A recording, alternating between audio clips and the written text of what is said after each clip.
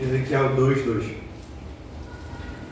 diz o seguinte: e o Espírito entrou em mim quando ele falava comigo e me pôs sobre meus pés para que ouvisse aquele que falava comigo. Você pode tomar o seu assento. O texto bíblico a qual nós lemos está sucedendo a passagem a qual o profeta Ezequiel tem uma visão na Babilônia, onde ele vê o trono de Deus. Deus se revela a Ezequiel de forma gloriosa. Ezequiel vai contar no texto sagrado que à medida em que ele vê a glória do Senhor, querubins, onde ele vê o trono do Senhor, ele fica pasmado durante 3 dias. Durante 3 dias, Ezequiel está assustado por ter visto a glória do Senhor. Ezequiel não consegue tomar nenhum tipo de atitude mediante aquilo que ele vê. Aquilo que ele viu lhe causou temor. Aquilo que ele viu lhe causou medo. Então o Espírito do Senhor vem sobre ele e diz: filho do homem, põe-te em pé, que eu falarei contigo. E o texto sagrado, no capítulo 2, versículo 2, está detalhando o movimento que o Espírito faz em todos nós. Primeiro diz que entrou nele, depois diz que pôs ele em pé e depois falou com ele. Dentro desta passagem, o Espírito Santo, há uns 2 meses atrás, disse: você vai falar sobre fragmento do Espírito. É estranho, porque não existe fragmento do Espírito, mas foi a direção que Deus me deu. Fragmento do Espírito, fragmento, todo mundo sabe que é pedaços de alguma coisa, não é algo completo. A passagem está dizendo que Ezequiel primeiro recebeu o Espírito sobre ele. Todos que recebem o Espírito vivem o fruto do Espírito. A Bíblia diz que o fruto do Espírito é paz, gozo, longanimidade, mansidão, temperança, domínio próprio e por aí vai. O fruto da carne são cobiça, inveja, mentira e por aí vai também. Gálatas capítulo de número 5. E o Espírito do Senhor, ele me fazia olhar para esta passagem com muito temor. Aonde Deus ele manifesta o seu Espírito, ou a gente vive a plenitude do Espírito, ou é achismo achar que estamos vivendo no Espírito. Os frutos do Espírito, o fruto do Espírito, porque eles estão correlacionados. Não existe a ideia de viver parte do Espírito. Fé é obra do Espírito. Mansidão é obra do Espírito. Não é possível viver fé e não ter mansidão. Não é possível viver a verdade e aturar a mentira. Fruto do Espírito, ele se vive integralmente. Não existe a ideia de nós vivermos em espírito durante uma semana. Há 2 meses atrás, quando Deus ministrava isso, e eu tomei tanto na boca do estômago, porque Deus ele falava comigo algumas coisas. E o Espírito Santo, ele é alguém que causa temor. Se não está sentindo temor, isso não é fruto do Espírito, coisa nenhuma. Espírito Santo, ele vem aonde você estiver para te causar temor. Temor. O Espírito do Senhor é verdadeiro. O Espírito do Senhor não compartilha da mentira. O Espírito do Senhor não compartilha da fraudulência. Para estar com o Espírito Santo, ou perde a amizade, ou perde o Espírito. Para estar com o Espírito Santo, ou perde tudo, ou perde o Espírito Santo. Ou você corta vínculo e larga de mão, ou você vai perder o Espírito Santo. Não existe parcialidade com o Espírito. Não existe eu fiquei feliz com a bênção de um e não me alegrei com a bênção de outro. Isso não é fruto do Espírito. E quem não tem fruto do Espírito, não tem o Espírito Santo. O Espírito do Senhor entra sobre Ezequiel e faz ele se movimentar.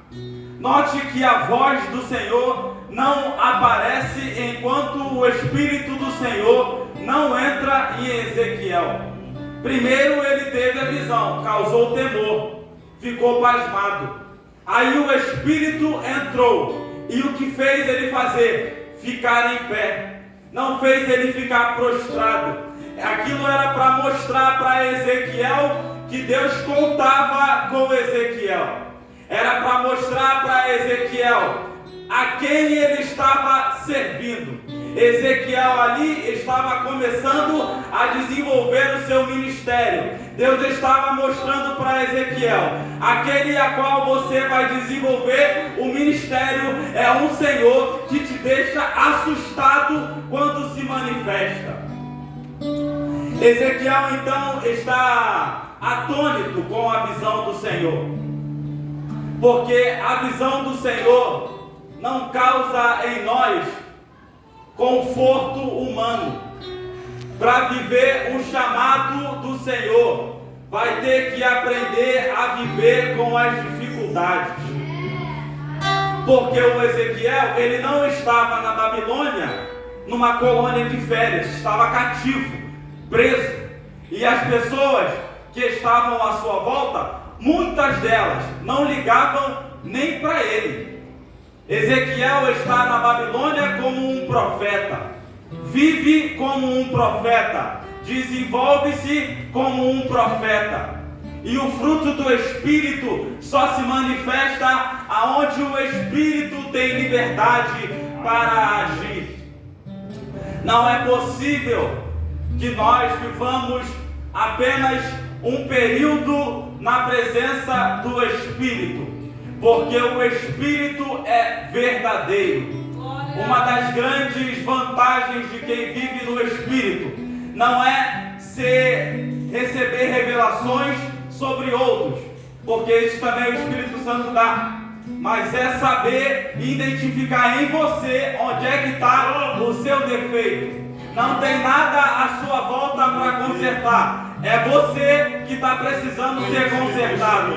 Não tem peso nenhum sobre a igreja. É você que está carregando algum peso que não está se espremendo. O Espírito é verdadeiro. E o Espírito do Senhor só tem uma forma de falar. Se não sair da palavra do Senhor, é mentira, é falsidade. E acredite você, existem muitos que estão se deixando levar por revelações que estão dizendo ser o Espírito do Senhor.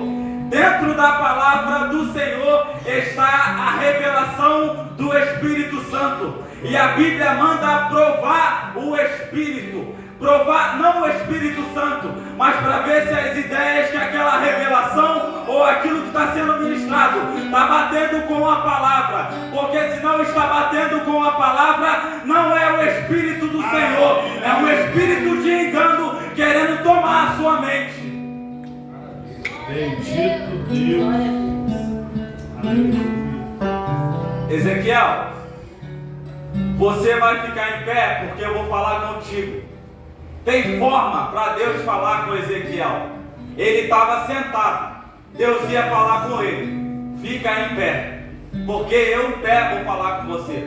O versículo de número 1 do capítulo de número 2 está dizendo esta ordem que Deus dá. É em pé. Tem jeito para Deus falar.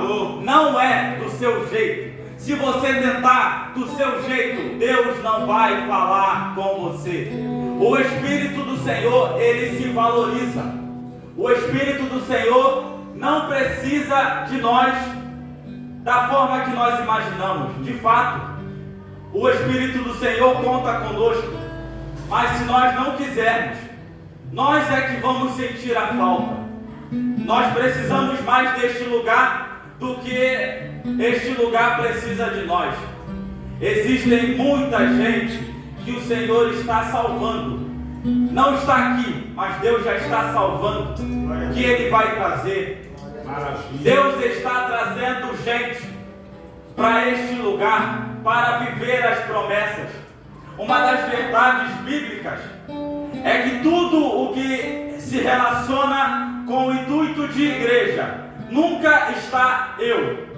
Não tem eu na Bíblia. Ou vê nós ou não tem. É nós. Quem vai sair do Egito? É nós. Quem vai entrar na terra prometida? É nós. Quem é que vai viver a salvação de Cristo? É nós. Não é eu, é nós. Não existe a ideia de viver sozinho as promessas de Deus. E uma coisa que Deus ministrou no meu coração: se nós não formos capazes de entendermos o que Deus está dando para a gente, está se relacionando com o meu irmão, nós não temos a capacidade de usufruirmos daquilo que Deus está nos dando. De forma que, se nós não soubermos fazer aquilo que Deus está ordenando a nós fazer, é dado um tempo para que nós façamos, e se não fizermos, haverá requerimento daquilo que foi lhe dado. Existe uma responsabilidade dada na sua mão. Se a obra de Deus ficar na dependência, porque eu e você não quer fazer, tudo bem, Deus vai deixar passar, mas haverá um dia onde Ele vai abrir o livro, e nesse livro vai estar constando as suas obras. O Espírito do Senhor é verdadeiro, e o Espírito do Senhor não precisa de um para falar, Ele faz uso de muitos para falar com um. Se Deus tiver que tentar levantar você, Ele não vai fazer uso apenas de um, vai fazer uso de muitos, porque Ele está te dando tempo e oportunidade. A palavra diz que o tempo e a oportunidade é dada para todos. Você pode rejeitar, mas Deus ainda vai continuar insistindo, porque está no teu tempo e está na sua oportunidade. Então Deus fica te oferecendo: toma, não quero, está no tempo e na sua oportunidade. Toma de novo, está no tempo e na sua oportunidade. Não quero, toma de novo, não quero. Então tá bom. Aí quando você quiser, Deus vai dizer não para você, porque o tempo e a oportunidade já vai ter passado. Esaú não valorizou aquilo que ele nasceu para fazer. Quando ele quis, Deus disse para ele: não vou te dar, porque você não valorizou aquilo que eu tinha lhe dado. Deus abençoe a igreja.